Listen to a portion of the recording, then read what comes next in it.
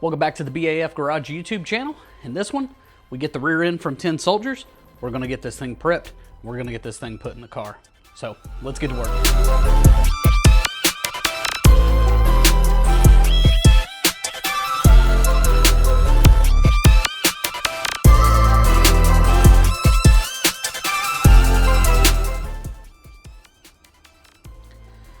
Here it is, the Battle Ready 8.8 from Tin Soldiers. So we've got the 9-inch ends put on this dude. I believe these are TRZ ends, and all the bracketry, coilover brackets, adjustments for the lowers. So we've got some other things that we're going to be doing on the chassis side. We got the, since they acquired Racecraft, we got their doubler kit, which will give us another hole above the factory hole. So we should have plenty of adjustment on here, and the welds on this thing. Shoo! Yeah. Stupid nice. So I'm going to do my best not to junk this up. The first thing that I've got to do, I don't want to bore y'all with, is I've got to put my brake line tabs on here for the TBMs. So I'm just going to lay out the brake lines over top of this thing and figure that out. And then I'm going to try not to ruin this beautiful, beautiful thing with my Ray Charles welded it with his feet welds. Because as long as it still looks good when I'm done, I think I may just clear coat this thing and leave it just how it is, because I don't know, I like the way it looks. So let me get that on here and then we'll move on to the next step. Okay, so I've had to pivot a little bit. We went ahead and got the upper control arms on so we could fit the brake line, and yeah, this is, I think, the one that was originally in the car. So it's pretty ugly. Not sure if I'll end up using this or remaking it, but it at least lets me know where these brake tabs are going to land, which is the most important part, making sure that they're clear of the anti-roll bar links and in the right position. So I went to hang the housing in the car and go ahead and get it all centered so I could get marks for the shocks, the upper shock mount and all of that jazz. But that's when I found out that the Tin Soldier lower control arm brackets do not work with factory width lower control arms. They are narrower. So they have to have a heim back here. And I'm assuming if you had one of those, you could maybe turn down your spacers to fit. But that's not what I have. So originally placed an order for some, and they let me know that they weren't going to be ready for another week or so. Unfortunately, I have to fly out Tuesday for work to New York, and I'll be gone for a week. So I'm trying to get as much of this done so when I come back that following weekend, hopefully we can take this thing to the track. So I've got them just sending me the parts, and we're going to build our own lower control arm set. So for right now, we're going to go ahead and get the rear gear set up. And I did just get the anti-roll bar and the upper shock mount, so we're going to look at all of that. And I do think the plan right now is to try to have a buddy come over maybe on Saturday if he's available, and I'll get everything tacked in the car where it needs to go, and I'll have him do the welding while I've got the housing out of the car, doing the final prep on the gear set, getting the axles put in it, the brakes all assembled and all that jazz. So for right now, I'm going to mess with the gear. You definitely don't want my input on how to assemble one of those. There's plenty of great videos on that. So I'm going to get this gear done real quick, and then we will take a look at the anti-roll bar and the shock kit. All right, so we got the entire rear end all dressed up. So I did end up remaking that ugly brake line. I've still got a little tweaking to do on it, but I think it looks much better. And overall, I'm really happy with this. I mean, we went ahead and clear coated this thing because I just think it looks too cool to cover it up in paint. We got our TBMs back on. Got the gear set up. So this thing's ready to stuff in the car so we can figure out where our shock bar needs to go. In order to do that, we are going to have to make some lower control arms here. So I'm going to try to do some of this one-handed and kind of show you a few of the things that I'm doing. One thing that I like a lot about this Tin Soldiers kit is the adjustment nut is on the right hand thread end link. So when you put these in the car and you go to make an adjustment, you're not guessing which way to turn the bar. Like it's just like a standard nut at that point. So that really helps for simpletons like me who are easily confused. And let me get this unthreaded here real fast.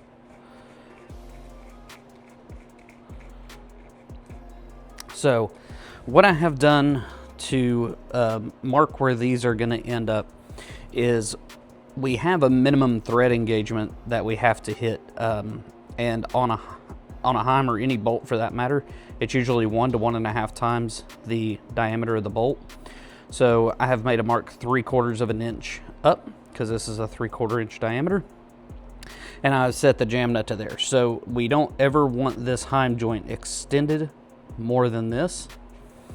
And then what I'm going to do is I'm just going to take a measurement from center to center, find out how long this bar is now. And I know our old control arms that are down here, we had them set to 18 inches, and that had the tire pushed pretty far back. So I don't know that we'll ever go much further than that. But with this setup here, we're going to have 1 1/8 inches of total length adjustment that we can hit. So I'm thinking we're going to shoot for, I'm going to say like 18 1/4, because I don't think we'll ever get any longer than that, and I doubt that we'll ever get any shorter than 17 1/2. So we should be able to hit those. So let me get this, let me double check the math, and then we will cut this tube, and then we'll get this welded. Okay, so here is the math that we have. I measured from center to center 24 3/4, and I took and subtracted our maximum measurement for our length, so 18 1/4. If we take that to get to 18 1/4, once we subtract those, we need to take 6.5 inches out of this bar. Now, if we make 18 1/4 our longest that we're going to allow this to be, then we'll be able to pull that bar in all the way up to 17 1/8. So I think that this is a good spread on adjustability. Like I said, I don't think that we could, I don't even think we'll end up at 18 1/4, honestly. I think that would put the tire into the rear bumper a little bit. So this feels like a good spread to me. So this is what we're going to go with. So we're going to get this bar cut.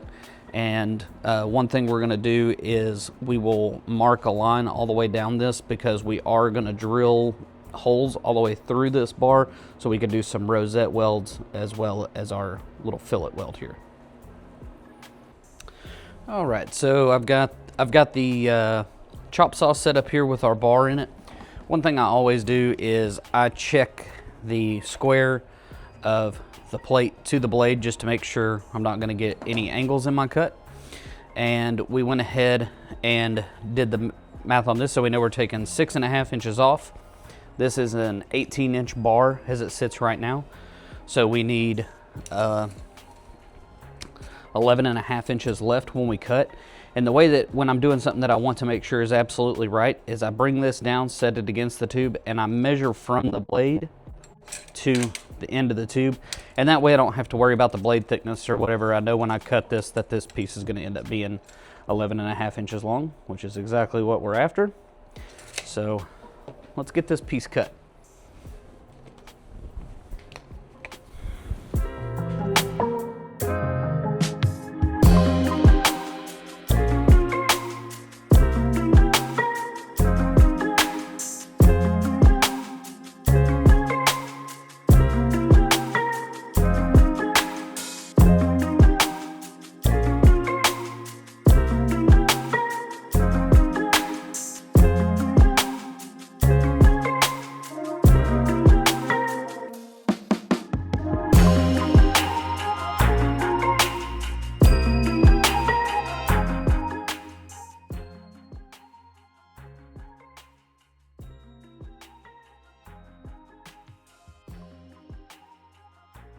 All right, so we'll have to take this and deburr it, but we have exactly 11.5 inches left. So, all right, let's get this cleaned up. Let's go back over to the fab table and see if I just screwed myself or if the maths. All right, I got our piece all set up here for our lower bar.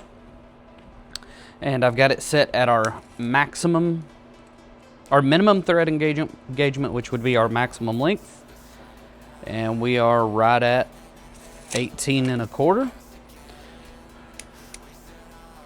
We'll wind these down all the way.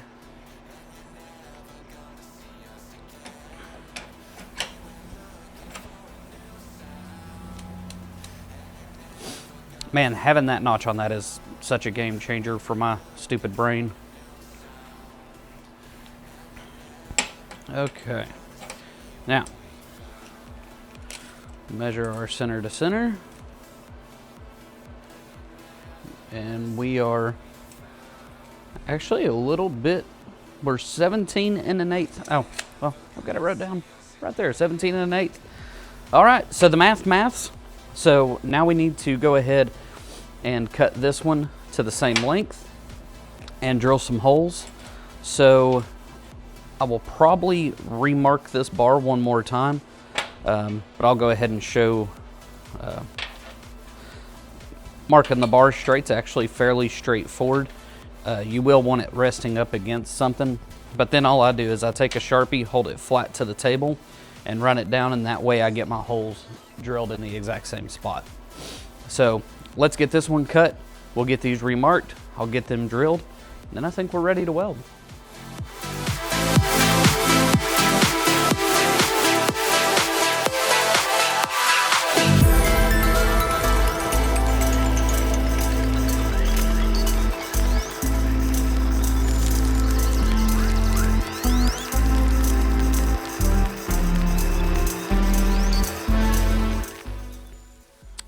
All right, got the lower control arms all welded up here.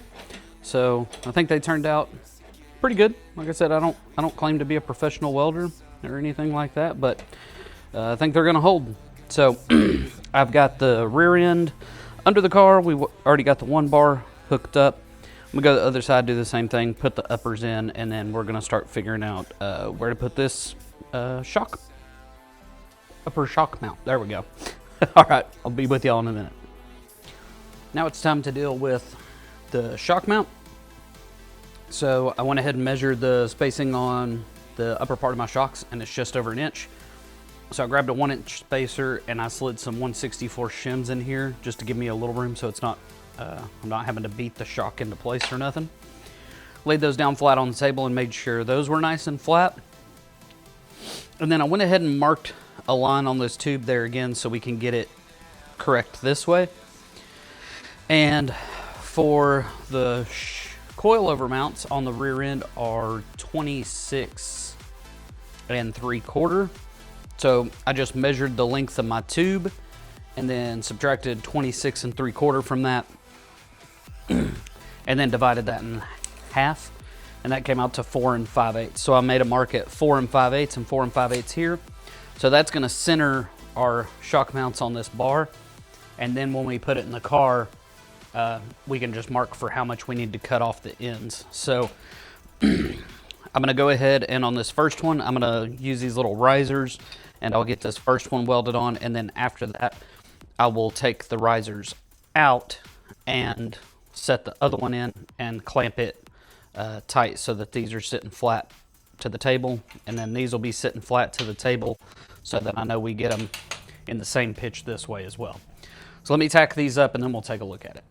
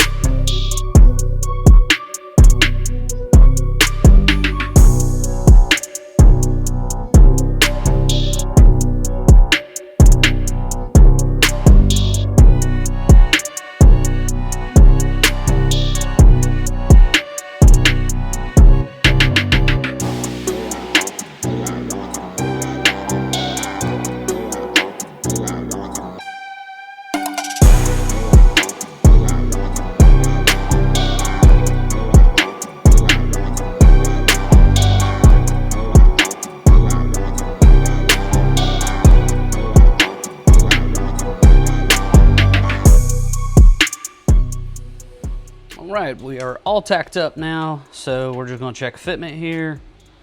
And that right there is pretty smurfy. So we'll replicate that shim stack. We'll scoot down to the other end and we'll get those tacked on.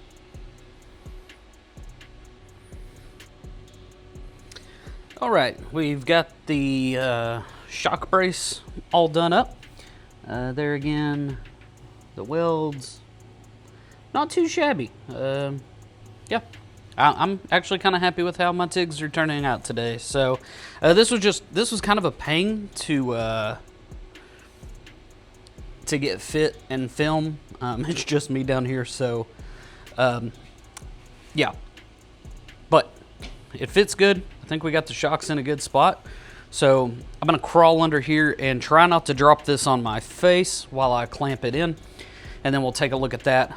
We'll get that tacked in, and then I think before I weld this in, we're gonna look at maybe mounting the fuel cell and see if we're gonna put any other tabs on this to help with that. So let me get this clamped up and then we'll take a look at the fuel cell. All right, so we got the cross member for the shocks put in, and with the angle finder and stuff, it looks like we've done okay for ourselves on getting this in here. So now I'm gonna get the fuel cell in, and like I said, I'm gonna set it in here and see. I don't know, this may end up being in a good spot for us to maybe just add a couple tabs. Hopefully we don't have to add another bar across, but I want to figure out if I need to do anything else on this guy while I've got it able to be removed from the car. So yeah, let's grab the fuel cell and see how it fits. All right, so I put the fuel cell up in here and we're definitely way too far back. This is just sitting on a stool right now. So we are gonna end up having to cut some more of this out, which is no big deal at all. I'm gonna get a measurement for about how much. We may just end up taking it flat to the rear tray here. But it definitely looks like we're gonna need a couple more inches.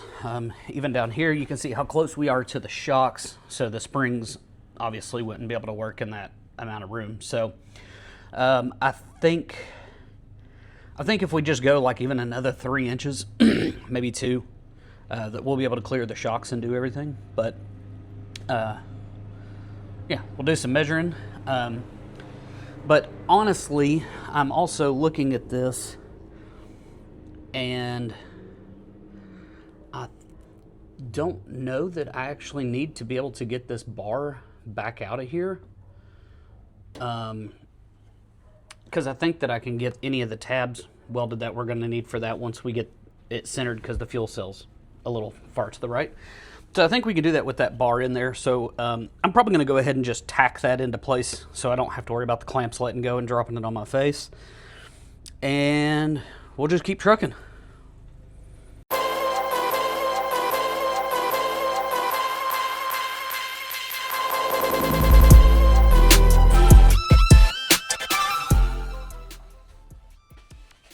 All right, so had Gunner come over and he went ahead and welded in the anti-roll bar plates fully and the shock tower. And then we went ahead and added these tabs to this bar for the fuel cell. The tabs back here hang over. So I think what we're gonna do is we're gonna order a piece of chromoly to run across here for that. And I'm not gonna be able to put the battery where I thought I was going to. I think it's gonna end up over here. But slowly running out of time. I've got to leave, like I said, here in a couple of days. So definitely gonna spend some time with the wife. Still got to go get a haircut, do laundry, all that stuff. So I'm gonna get this all painted and give it a little bit to tack up, and then I'm gonna go ahead and put all the parts that we can back in the car, just to clean up the garage floor a little bit. And then when I come back, we will just put this little brace in. We'll be able to throw the fuel cell in it, and then it'll be doing some fuel lines, and I think chassis setup, and we should be ready to go. Other than we'll have to put that wheel bearing in the truck before we can take it to the track, because it's starting to sound pretty gnarly. But that's a problem for a future Cameron. So I'm going to crawl up under the car, and I'm going to huff some of this beautiful roll bar black. And I went ahead and got the lower control arms cleaned up and clear coated. So these are ready to go back on the car too. And just like that, we've got everything back in. And I know I've said it a couple times, but I'm really loving just doing the clear coat on everything back here. So, okay, that is where I'm gonna have to cut it off for the evening. But I had to go ahead and put one of the wheels and tires on it just so I could see the combination all together. And yes, sir, I am definitely happy.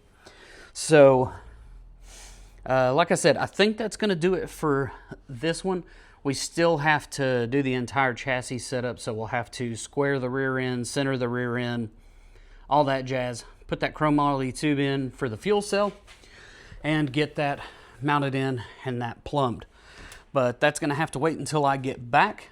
So once again, thank y'all for checking out the B.A.F. Garage YouTube channel. We'll see you on the next one.